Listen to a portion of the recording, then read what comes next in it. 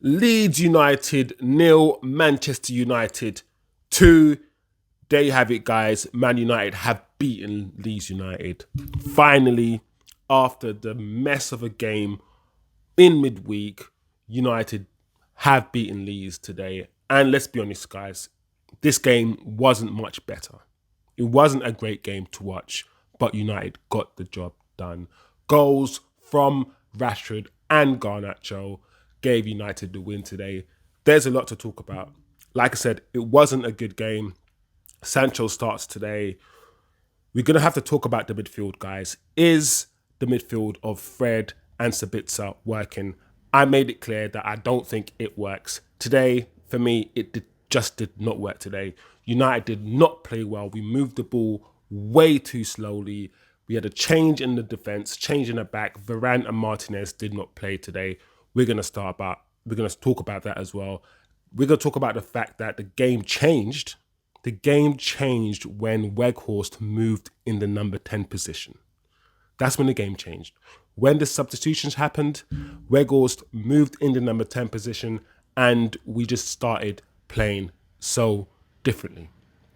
There's a lot to talk about. There's a lot to dissect and think about today's game. A lot from my perspective. But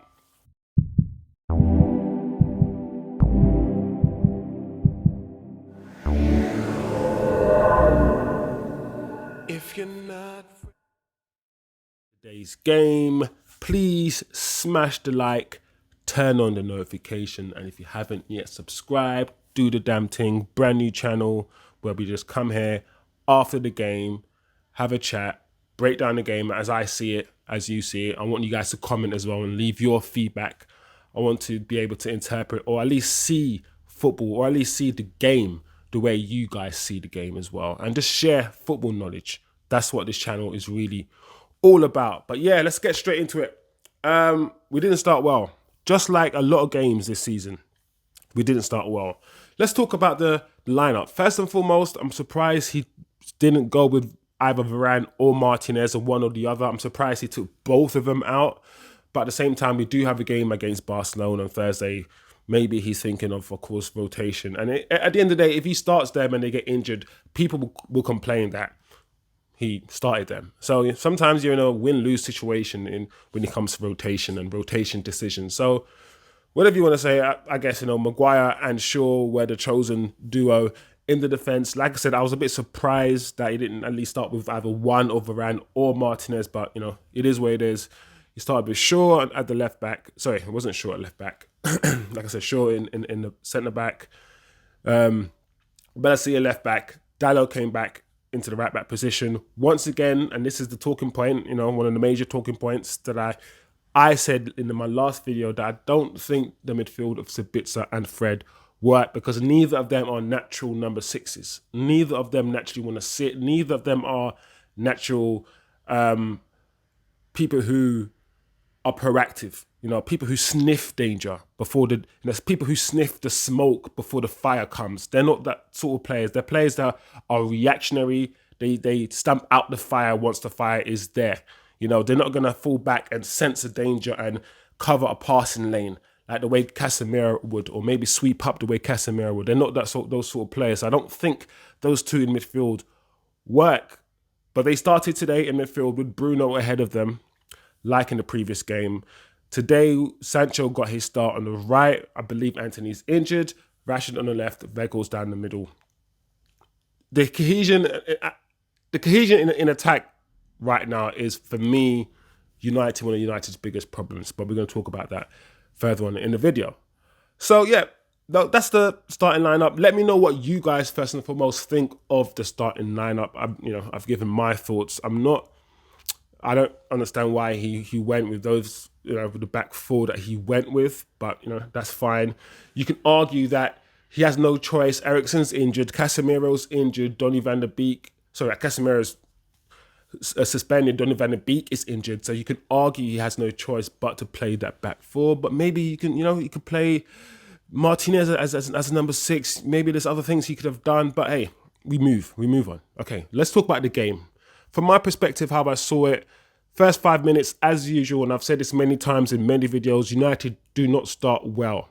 What I mean by do not start well, I mean, yes, United do get possession of the ball. They do retain possession of the ball quite early on in matches, but it's quite ponderous and quite slow, right? That's how we play when we start the matches.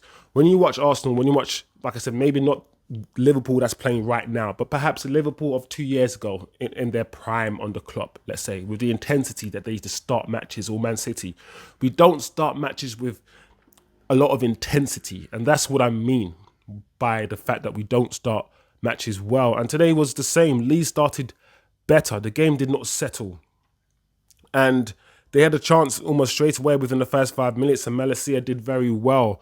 And that's when I noticed that, yeah, today, within the first 5 minutes, I felt to myself, today was not going to be a day of good football. The lineup, the lack of options in midfield, I was like, okay, if we win this game 1-0, I'll be very, very happy. We just need to not lose this game. That's how I felt, because it felt already within the first 5 minutes like it was going to be that kind of game. The back four when they had possession of the ball, right? They were up against a front three of Leeds United. And then our midfield two of Sabitzer and Fred were behind Leeds United's front three, right? And all we did was pass the ball between our back four. And not only did we pass it, all we did was pass the ball between the back four. It was very slow. So it was Dalot to Maguire. Maguire will take 4, 5, 6 touches, pass the ball to Shaw, who will take two touches, give the ball to Malacia, he'll give the ball back to Shaw. Okay, if you're going to do that, you need to move the ball much, much quicker, right? If you're going to destabilize or shift the Leeds United front three out of position so you can find a passing lane through, a vertical lane through, right? You're going to have to move the ball quicker side to side, right? It cannot be Maguire.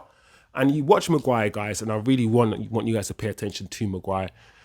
He takes so many touches on the ball. You can argue he takes many touches on the ball because he's trying to find a passing lane through. He's trying to find a vertical pass.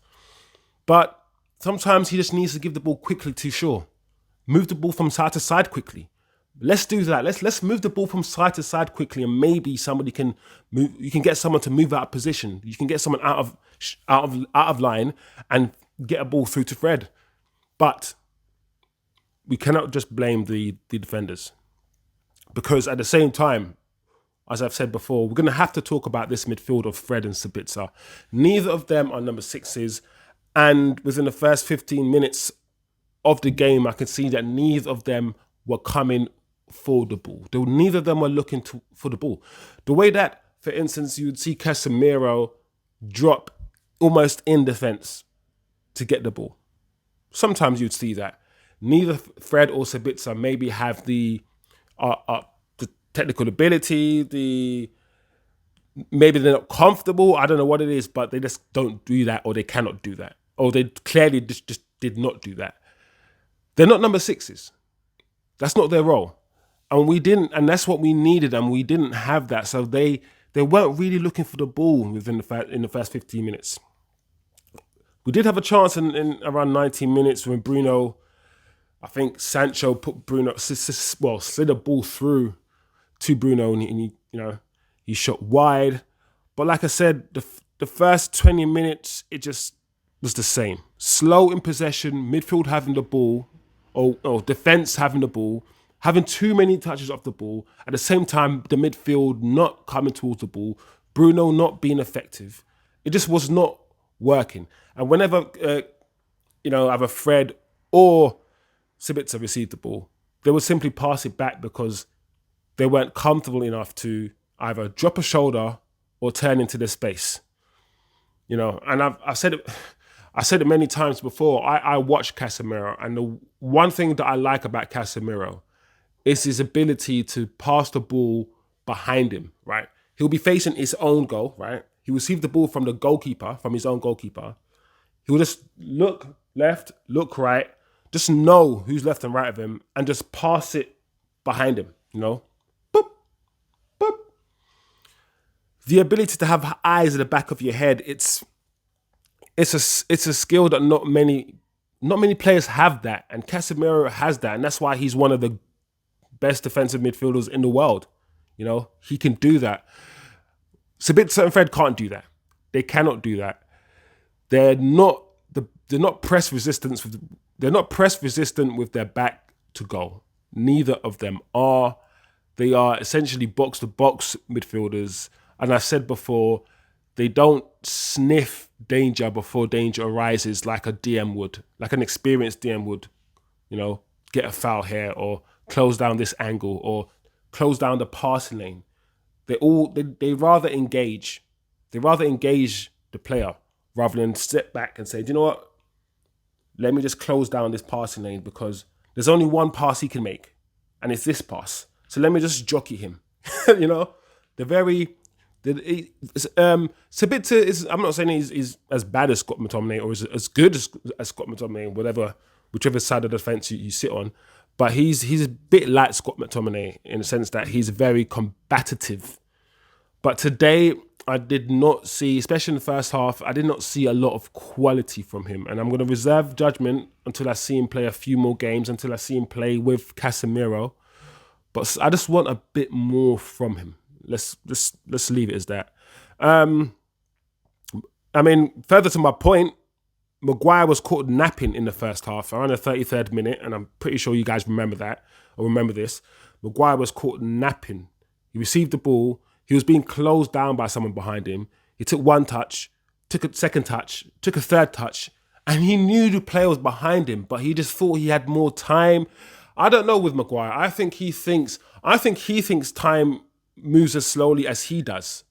I think he thinks when he has the ball, because he moves so slowly, time also moves slowly. So players who are very close to him are not as close to him as they are because, you know, everything's just slow. I just don't understand. Like, the play was there. Just give it straight back to the goalkeeper. Why did he decide to take 2, 3, 4 touches of the ball? That's my point. Maguire, and I don't know why. He looks good when he plays. He looks decent when he plays for England. Sometimes England play in a back 3 or back 5 as well. That's why he looks good. And also, a lot of times, you can argue international football is slower than Premier League football. Maybe that's why he looks good. But in the Premier League, when we're playing in the high line, when we're playing with intensity, when we want to do one-touch football, and when we want defenders to have speed of mind and speed of thought, when we want defenders to be quick and to drop a shoulder and to burst into the space in front of you, when we want all of these things, Maguire's not going to give it to you. He's really not going to give it to you, and he's just not my kind of defender. Let's just leave it as that. But like I said, Bruno had a one-on-one chance right at the last minute of the first half. He should have scored. Bruno should have scored. And Bruno was, I don't know, Bruno tried today, but Bruno is just, for me, and I always say this, he's just not my number 10. He's not a number 10 that United need. We need a number 10 who can dribble with the ball. He can take players on. He can drop a shoulder as well. You know, a number 10 who can play between the lines. Bruno's the number 6. He's a number 6. He's a number 6 playing the number 10 position because he can shoot. And even today, his shooting was off. So off today. But that was the first half. Not impressed. Not a very impressive first half at all. Problems in the midfield in terms of the personnel and the cohesion between the personnel. It's just not there. It's just not there. They're not comfortable enough on the ball, neither of these two today, to just turn and just push a ball through the passing lane. And Bruno's not finding the gaps either. We just needed more movement as well from the whole team. We're very one-dimensional, very wooden. Very wooden. We had 4 defenders just passing the ball between each other, and none of them wanting to break between the lines or move into a different position or provide a different angle. It was so very one-dimensional in the first half. Very one-dimensional in the first half. The second half didn't start any better, did it? It didn't start any better. Leeds started well. They had, I think 3 chances within the first 3 minutes. 3 chances and a couple of corners. De Gea made a mistake. I think he tried to clear his line and he passed the ball straight out from the back within the first 4 or 5 minutes of the second half. We just did not start well. And once again, I'm going to say the same thing I've said in my previous videos. United just don't start games well. Don't start games with the required intensity that is needed. Don't start second halves of football well. I don't know why, and that needs to be fixed if we want to be champions. That needs to be fixed. But the second half went on. Things started to change though. Things started to change in the first half. And one thing I noticed, especially before the substitutions around the 60th minute, one thing I noticed is that rather than a back four, right, and us passing the ball between Shaw, Dalot, Maguire and Malacia, what I saw was that Malacia was starting to tuck in to the midfield. So it was our back three against their attacking three. So what's the point in having four people and a man spare and not utilising that man, right? So we will push Malacia into the midfield, have an extra man in the midfield. So we have 3 against 3. Obviously, having an extra man in midfield means the game is more open. We can get the ball into midfield easier because now we have another man, right? And now once we have another man, we can turn. That's what we saw. That we saw a clear change in tactic there from Ten Hag, which made me think, I guess, another thing. Why did Ten Hag need to tell the players this? Did Ten Hag bring him in at halftime and make a tactical change? Because in my mind, I'm thinking, if you're on the pitch right there and then, surely, and you're one of the defenders and there's 4 of you in the line and you're playing against 3 of the attackers, surely you'd want to move into space and and create new angles anyway and just do things automatically without being told directly, a change in tactic. But I don't know, I'm speculating here, but at least we saw, before the changes were made, we saw that starting to happen. We saw that the fullbacks, and to be honest, we do this. We do this a lot, and I don't understand why we didn't do this anyway. The fullbacks started tucking in and creating an extra midfielder, similar to the way sometimes I see Man City play, right? We started to do that, and we started to have, we started to feel a bit more comfortable on the ball. Then the changes happened around the 60th minute. Martinez and Garnacho came on for Sancho and Malacia. I think Malacia had a decent game today. This was a Malacia type of game. Malacia is very combative. He's that sort of player, and Leeds were definitely up for it. And Malacia gave as good as he got. I got no problems with Malacia's performance. There's not a game for Sancho. Sancho is a technical footballer. He wants loads of touches of the ball. He wants to feel the ball. He wants to play one-touch football. He wants to play basically in a Man City team. That's what Sancho wants to do. Today was not a game for that. He was isolated. He did not have many touches of the ball. There was no fluidity. He tried, but it wasn't the greatest game. To be honest, I can't really say, not many people played well today, to be honest. And Sancho didn't have the greatest game today. But this was against a very determined and dogged Leeds team, and he trapped back and he did his defensive duties quite well. So, okay game for Sancho, not amazing. He didn't do anything great, but it wasn't terrible. But nobody played him great today. Nobody really played great. So, but yeah, that change happened. Then Dalot hit the crossbar. Martinez came on. Also, this is what happened as well. When Martinez came on, the ball started to be moved quicker. Martinez was not taking 2, 3, 4, 5 touches of the ball. Martinez was sometimes taking 1 touch, 2 touches of the ball. And not only that, Martinez was passing the ball forward. He was fizzing the ball through vertical passes. And if he wasn't passing the ball forward, Martinez would break through the lines himself by dribbling forward, dropping the shoulder and stepping into midfield. And that is so important. In today's game, in the modern game where it's just mostly about systems. If somebody can disrupt that system, that is a great player. And Martinez's ability to step into midfield he needs to play almost every game. He needs to play every game for us. He does. But we saw that as well. And on top of that, like I said, we saw Weghorst. Now, this is the important bit for me. And this is Weghorst stepped into midfield. He's a handful. He's a big guy. He's a really big guy. And he is a handful. He brought 2 players with him. Sometimes he brought a defender with him, right? He played at number 10 role. He held the ball up decently. And he brought others into play. And spaces, therefore, we started creating more spaces. And I think that was a really good tactical decision.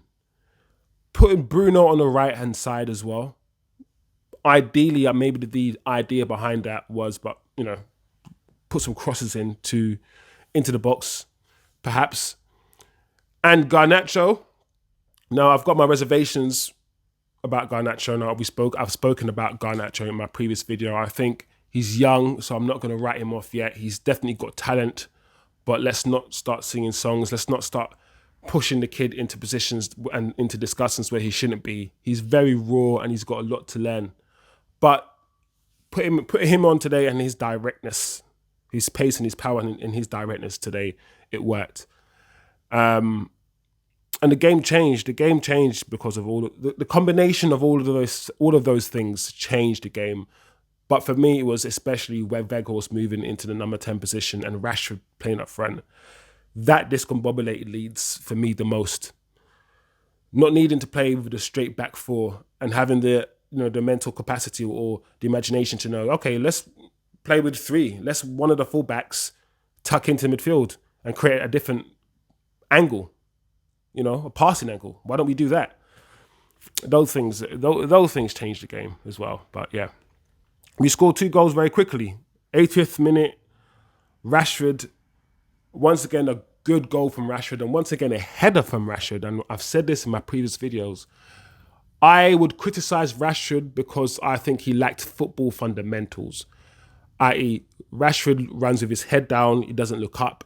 Rashford runs into dark alleys and into channels where he shouldn't be running in. His decision making is not the best, Marcus Rashford. He cannot play against a low block because his inability to hold the ball up. He can't do it, and he can't bring others into play. However, when Rashford is playing against a high line, he is very, very, very lethal. Very.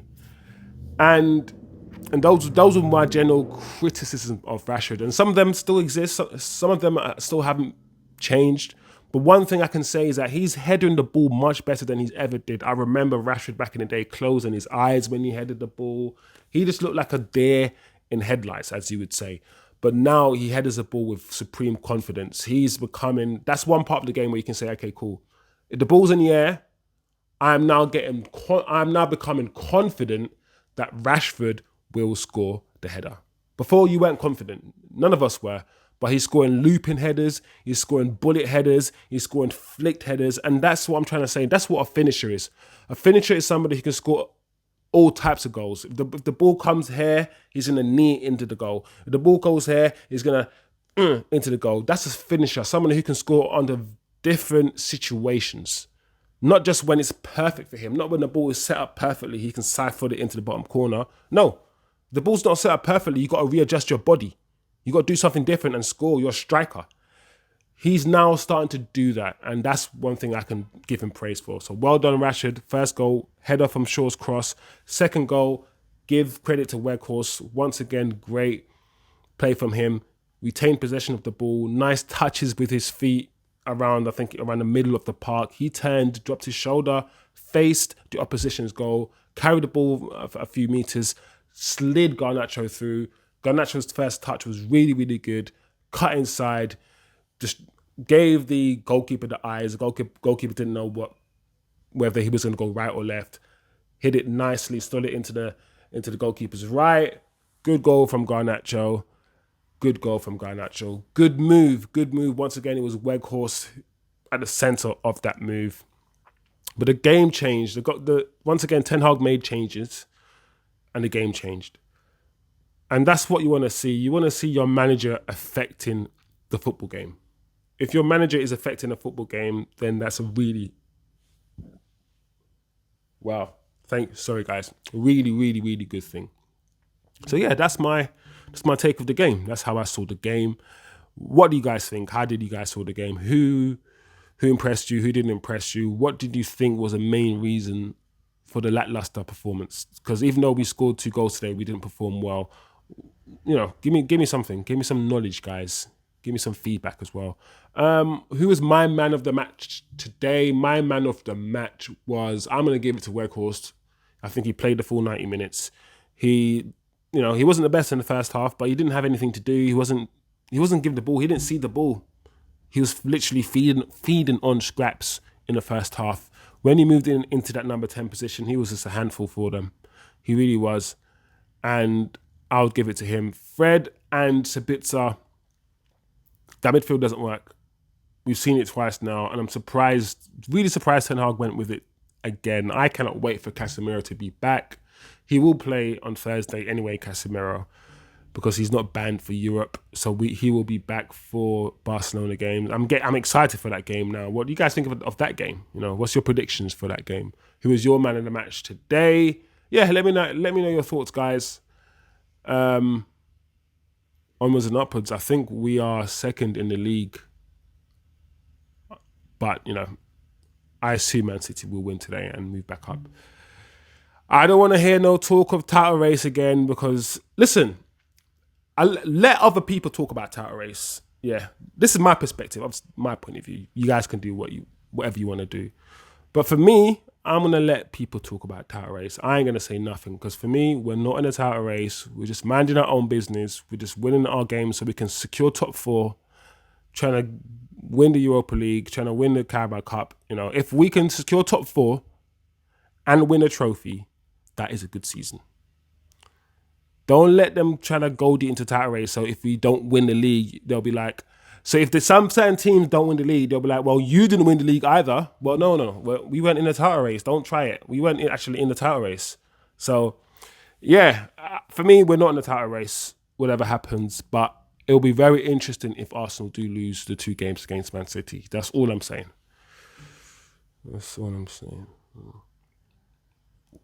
Anyway, guys, like, share, subscribe, do all of those things, guys, and I'll see you next time. Peace. If you're not